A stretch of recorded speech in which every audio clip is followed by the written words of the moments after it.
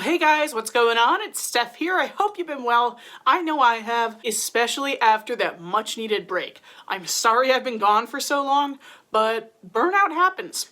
And it happened to me. So before we get into a synopsis or any kind of business like that, let me tell you, in case you had no idea where I was, here's where you want to look. Check out my YouTube homepage, click on the community tab, and I will always post an update there if I'm not going to be putting out videos for a week or for a little while. And that way you'll know I'm doing fine, I might just not be able to put out a video.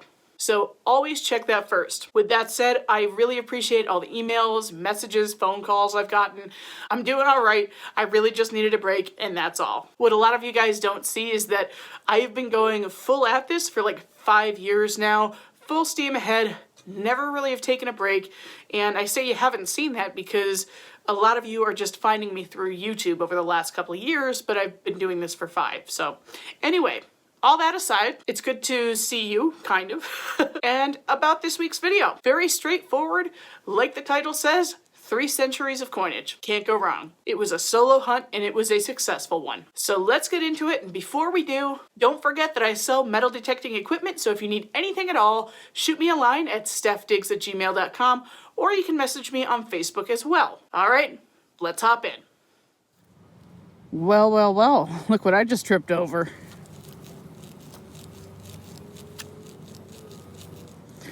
Pretty steady. I'm gonna go with silver dime. Let's see what it is.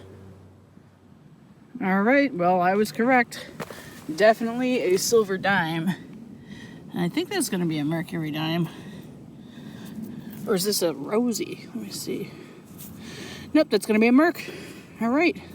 So we have for a date here. I'm being very gentle. Can't quite see it yet. Let me spray that off and I'll come right back. It's a good start. All right, well, there she is. It's a beautiful mercury dime. Looks like 1945.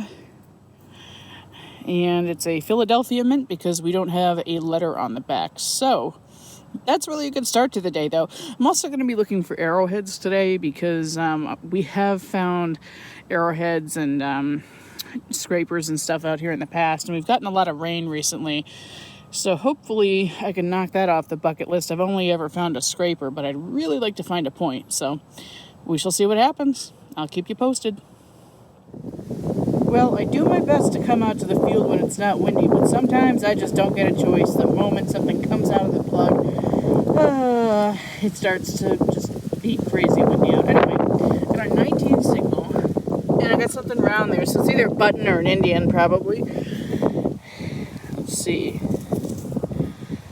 What the?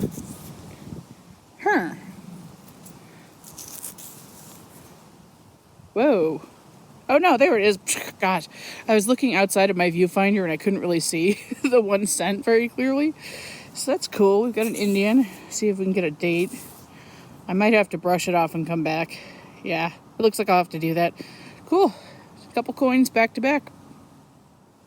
Well, I believe I see an 82 at the end, so maybe 1882. Really tough to see out here in the field. Reverse looks a little bit nicer than the obverse. So, we'll clean that up when we get home and see what the date is, but very good. You know what? I think I'm just calling everything today. Got an 11 to 12 signal on the Equinox. Wasn't terribly deep. The reason I'm not on my knees is because I forgot my knee pads today and it's so muddy. But anyway, I think I have a Tomback button here. I think. With those types of numbers, it should be. Let's see. Yep, there's the shank post on the back. Can we get one with a pattern this time? That'd be cool. No, we can't. But that's okay. Look how shiny it is, just right out of the ground. Never ceases to amaze me. I love Tomback buttons for that reason. Very good. Okay, we'll keep moving. Well, I think I may have found something somewhat perplexing. I got a 16 signal on the Equinox, but 6 inches down there, I pulled out this bullet, and it sure looks Civil War era to me. I could be wrong. I'm definitely not an expert on bullets. Flat base. It's got 3 grooves in it, 2 rings. Hopefully I can ID this by the time the video drops. Would be cool if it was of that era or came from an actual gun that would have been used in the Civil War. But, dare to dream. We shall see. Interesting, though. Alright, well, I just found something that I really, really like to find. Came up like a 9, 10 on the Equinox. Sounded small. And it is, and unfortunately the light is not really helping me. I firmly believe that this is actually kettle brass. And so, in case you don't regularly watch my videos, kettle brass is generally 17th century cut up kettles and pots and that kind of stuff. And it was traded to the Native Americans in exchange for mainly beaver pelts and other furs.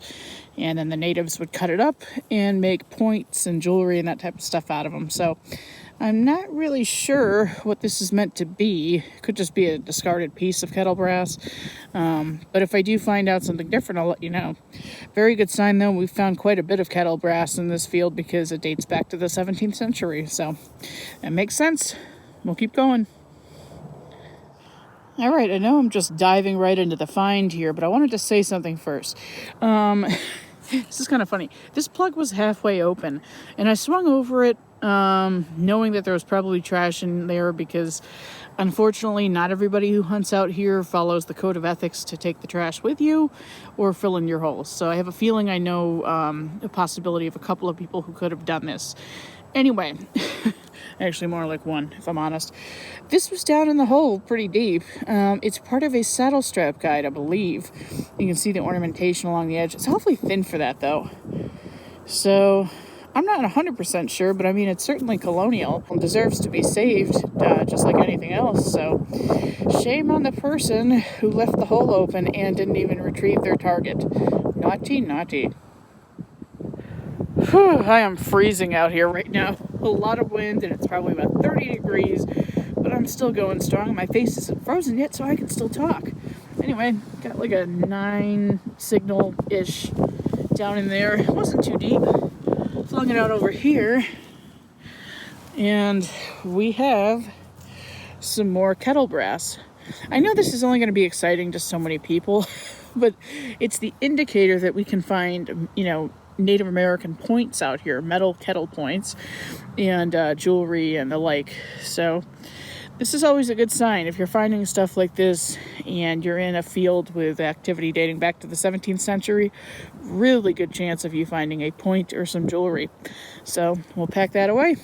All right. Okay, well, I've got a pretty good signal here. I figured I would film it in case it was like a British copper or something. Coming up in that range.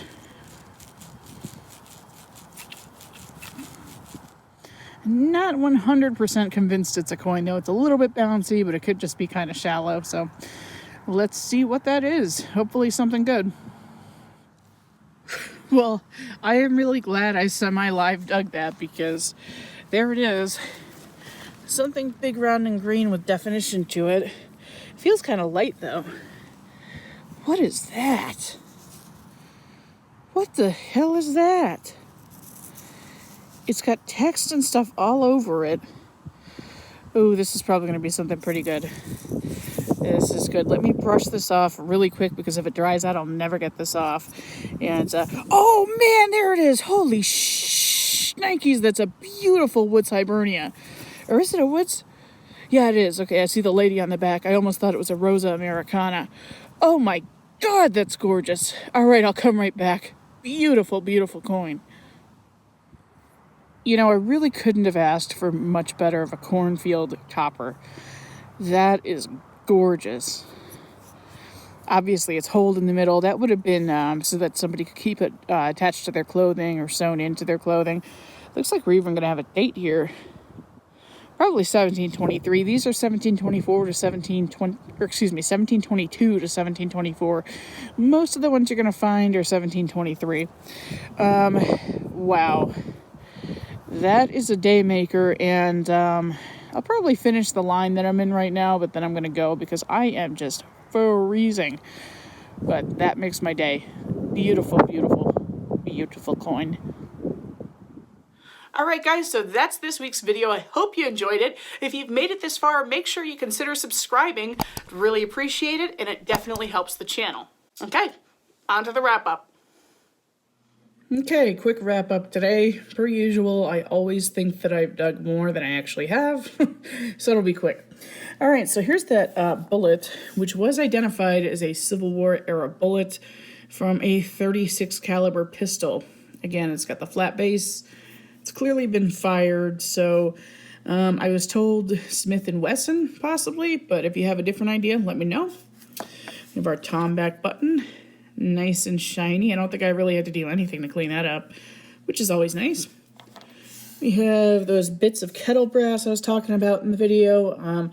I saw somewhere that maybe like these pieces are jewelry, but I'm not convinced. I think it's just scrap. But in any case, cool enough to keep, at least for me. I'm a geek like that. And we have that part of a saddle strap guide that was in somebody else's plug.